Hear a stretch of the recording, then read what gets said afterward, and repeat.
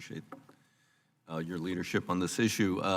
General, as I understand, unfortunately, I couldn't be here for your opening remarks, but you did mention the attempts to unlock the Harbor Maintenance Trust Fund in a salutary way. I appreciate that, and I've been working on it since, where is he? Bud Schuster was chair of the committee right there.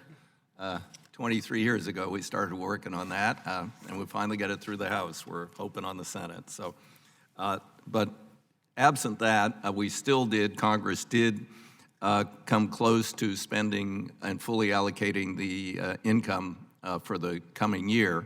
And so there was an increase of $665 million over and above the president's budget for the Corps. Yet the president did not propose, in my state, any funding for repairs of the North Jetty at Coos Bay, Oregon, which was scheduled for 2020. I understand now you're working on, the work plan for 2020. How will Coos Bay figure into that? Can you tell me?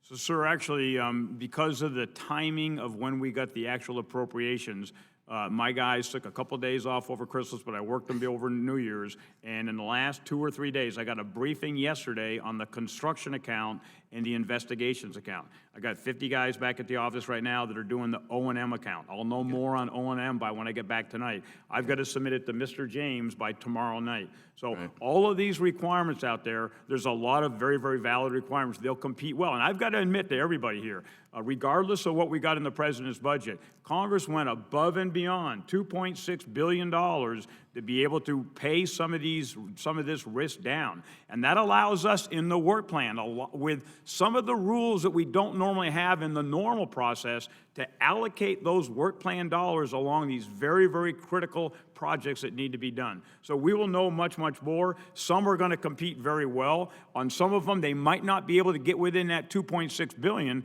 but if there's a work plan next year, we will continue to be able to champion those throughout. I don't know the details, but if you want, we can certainly, after Mr. James approves it and then it gets through the system, we'll come and give you a briefing on where that one is. I appreciate that. We are losing about 20 feet a year. The harbor entrance is becoming less and less tenable. And ultimately, the jetty's going to go to total failure, which would be a much more expensive project, as you know, rather than going in and repairing it now. There's another issue. I have to be a little parochial here. The Willamette River Basin Review Reallocation Study, and we just got the chief's report. The problem is that the chief's report omits recommendations from the district engineer regarding endangered fish species in the Willamette Basin.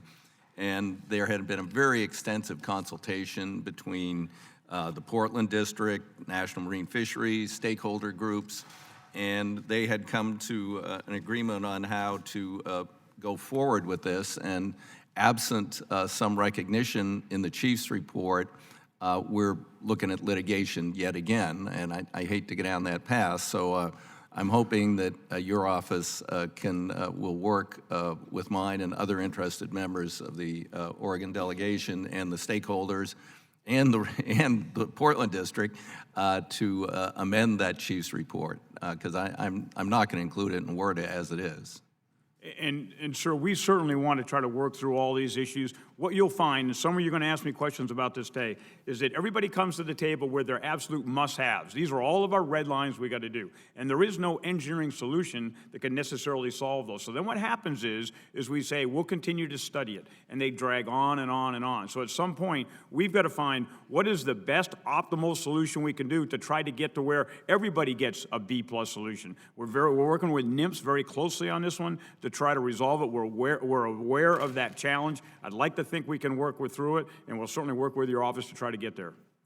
That'd be great. My time's about to expire, and I don't want to belabor things, but I would also, and then I had discussed with you previously the Pebble Mine and my concerns that the EIS was found by the Trump administration, agencies to be totally lacking in terms of an environmental impact statement.